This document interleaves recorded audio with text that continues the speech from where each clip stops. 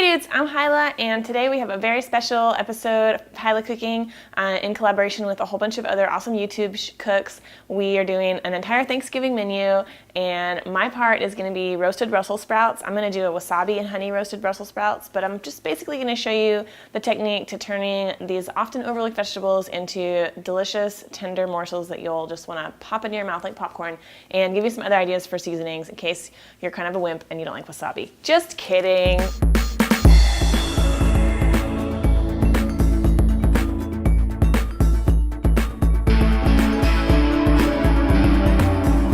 First, I've got about a pound of Brussels sprouts here, and this is probably the way you've seen them. They grow on this big stalk, and then the little sprouts pop off of them like little warts, kind of. That's gross. Sorry, I shouldn't have said that. But anyway, you'll usually find them already picked off the stick or the whatever you call it, the stalk, and that's fine. If you find them on the stalk, that's fine too. They're going to cost a lot more, and I don't really think they're any better.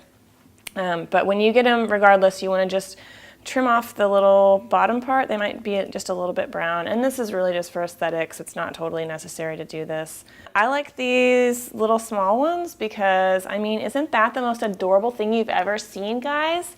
But we definitely do want to make sure that all the Brussels sprouts are approximately the same size so they cook at the same rate. So if you have any big ones like this, I'm just going to cut those in half lengthwise. You can see they're kind of like little miniature cabbages. I don't know if you can see that detail there. This got all these little leaves layered, and they taste similar to cabbage. If you like cabbage, you'll like these. A lot of people think that they don't like Brussels sprouts. I think because maybe they've only had ones that have been frozen, and frozen Brussels sprouts really are probably one of the worst things in the world, in my opinion. They get mushy, and they just develop these like weird, like really super cabbagey flavors that just too strong. And so get fresh ones for sure. And I'm just gonna finish trimming these up and just cut the biggest ones in half. Once you've got your little things all trimmed, I'm gonna drizzle them with a little bit of oil, and anything that's like high heat stable. I'm using grapeseed oil, but a light olive oil would work too, and a little bit of salt, and then my wasabi powder, which if you don't want to use this, that's fine. I like it because the wasabi and Brussels sprouts are both related to the mustard family, or they're both in the mustards. So they have a lot of similar flavors, but the wasabi's a little hot, you know, it's like horseradish kind of.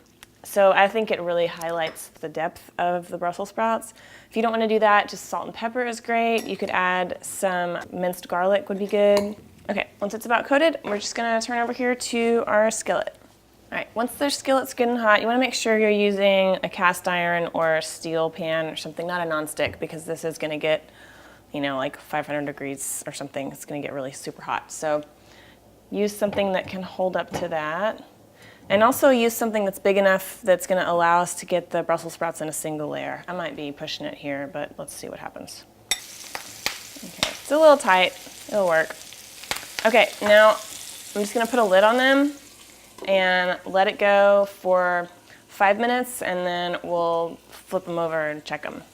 Okay, 5 minutes later, we're gonna give them a stir and put the lid back on it, and now turn it down to low, and we're just gonna kind of let them steam in there with their juicy juices for another 10 minutes until they're nice and tender.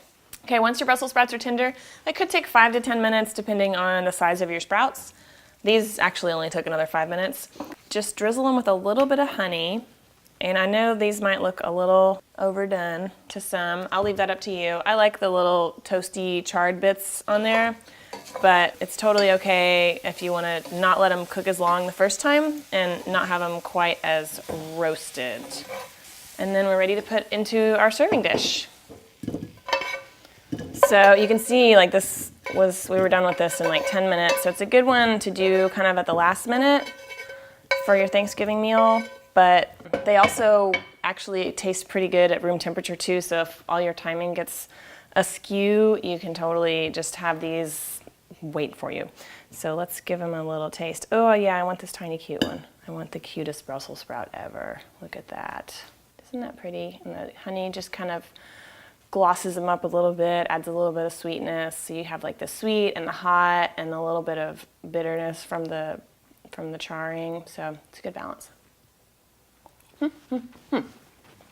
Love a good Brussels sprout. Well, there you go. Like I said, you can do this recipe myriad of ways. Parmesan cheese goes really well if you wanted to put some on at the end. Lemon is really nice. Maybe a little bit of balsamic vinegar with the honey at the end. Skip the wasabi, and that would be super delicious. You could always add garlic or caramelized onions or even chestnuts would be really nice. So I hope you try this or some variation of this, and check out the other recipes. I'll put a link, I'll put the description in the description box. I'll put all the other recipes that we put together. So enjoy, have a great Thanksgiving. If you have any questions about this recipe, leave them in the comments below and I'll get to them on my vlog channel at Hilah Talking. So also check out Hilah Talking and I'll answer all your recipe questions over there on my Saturday vlog. So thanks for watching and enjoy. Bye-bye.